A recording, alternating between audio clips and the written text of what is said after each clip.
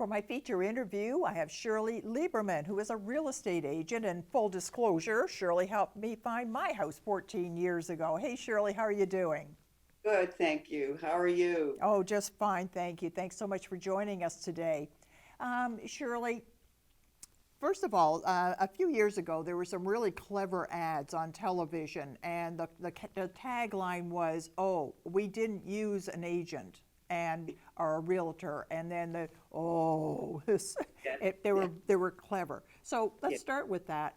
If you're buying a house or you're selling a house, why do we need to use a realtor? What is it that you do for the commission that you earn?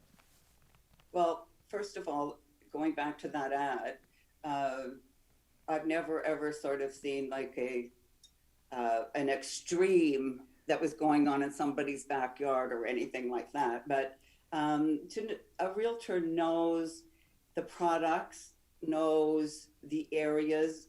Zoning may be an issue for somebody, and just you need the knowledge of a realtor to move forward. If you're buying an investment, you'll want to know how the breakdowns, how those things work, and just the ordinary buying a simple starter home, and how you maneuver and get through the marketplace and find the house that you love.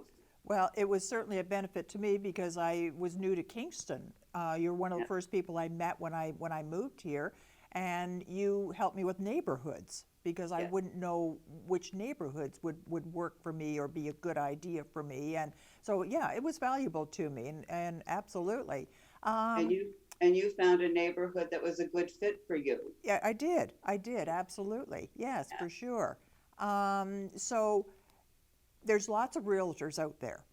Yes, Yeah, I there mean, are about 560 in Kingston and area. holy cow, I had no idea. Yeah. And they're not all the same.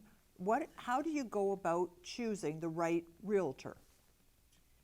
Well, first of all, there's so many ways now. The net has offered up realtor.ca is a good search engine for a real estate agent. And if you are out for a nice drive or something one day and you're seeing a sign and you call and you to connect with an agent, if you first don't connect with them right off the bat, um, it might be because somebody was having an off day or something.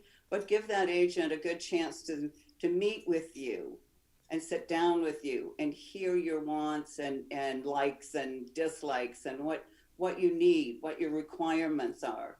And um, and know, somebody might want a condo, somebody wants to walk downtown and be in that zone, then you're working strictly on that zone for those people. Oh, If there is something that comes that meets their needs and requirements, and that um, young people, first starters, I love working with first time buyers. They're all over the place sometimes, and they're a challenge. But you're also becoming a teacher and working with them. And the best thing I can say, when you get to find that real estate agent, either by an ad, by the net, by a referral, by family members, by friends that you've dealt with and you've got referrals, spend the time to really listen to the buyer. okay. So, Spend the time. Yeah. and should you check their ads, see what kind of properties they deal with? I know some deal with a lot of country properties and cottages, and others deal more with high-end million-dollar homes, Yeah. and that's not quite what you're looking for. So, would it be better to have an agent who really specializes in the sort of home that you're looking for? I find that here in Kingston, Donna, um, most of the agents will go to great lengths to find that cottage in some way away place, or get involved in multi-units and stuff. They are educated. And I think for myself, in the time that I've been in real estate, I've never sort of not known. If I find something that I need to question, then I'll go to the right sources to find that. So it's a it's just a part of service. Okay, and also, if you're a first-time buyer, or maybe not new to a community, is a meet and greet where you don't go and look at anything. You just sit and you chat, maybe over a cup of coffee. You get to know each other a little better, and how do you do things, and what are your expectations, and so on. Is that a good idea?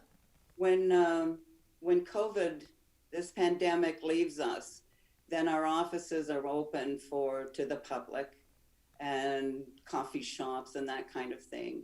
And it's guess to go prepared with not a lot of too much overload of information right off the bat, but to sort of strike the chord of what they're going to need. Like a first time buyer, you have to, I need to know your down payment. I need to know where you work, basic things like that. And then I just touch briefly on, okay, some closing costs that you will be needing. So your lawyer fees, um, just, land transfer tax, that kind of thing. But mostly it's legals. And sometimes some first time buyers go, and how much do we pay you? Ah, Yes, right, they don't right, realize that the seller is the one that pays the commission. So, right. yeah, yes. As someone buying a home, what is realistic to expect? What services should they expect, and what is not, is something that goes a little above and beyond what a realtor Well, would make sure that they're provided with documents that they need, um, so they can see firsthand, like a land survey or well report or septic report, or find them uh, just places where they can go also for their own resources. And sometimes they're moving here and they need a lawyer, and we have a little list that we provide, and so they'll know if we've promoted any two or three lawyers, then they take their pick. Hopefully they'll find somebody that's a good fit there for them as well. okay. So, but just going the distance in terms of, they might need schools and church, or we do have good hospitals here. So it depends on where they want to live, how close, and what services that they really need. So, So let's change to, so now I want to sell a house. yes. Uh, and so it's the same, you need the chemistry, you need to understand each other. But what are the services that a realtor would offer me to sell my house? Why can't I do it myself? What do you, how can you help me? I don't want to say you can do it yourself. That's the first thing. And I wouldn't try, so there. No, but the service is to, first of all, to go through the paperwork. There's an enormous amount of paperwork anymore. First in buying, more in buying than as much as in selling. But the paperwork you can go through, because some people have owned a house for quite a long time and they haven't sold. And so there's a whole new rift of paperwork that they need to do. And basically, I'm not opposed to telling them what I think they should do to get it house ready, and to edit and to declutter and paint here or that, and whatever paperwork they can provide. Um, for instance, as they might have a copy of the survey from when they purchased and that sort of thing. So whatever improvements that they have done in the house, if they've changed the windows, the furnace, the roof, whatever, then all of that information bodes well for the seller and the buyer and the agent. So Absolutely. Is it fair to ask an agent, how will you market my house? Right now, I guess yes, it is. The first thing for me is that first of all, I would make sure they know that it's going to be on a multiple listing service, so it is available far and wide.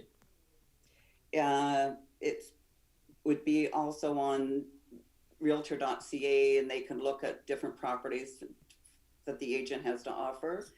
Um, Definitely a sign on the lawn. The people are out driving and they go, "Wow, I've always liked that street," or something, you know.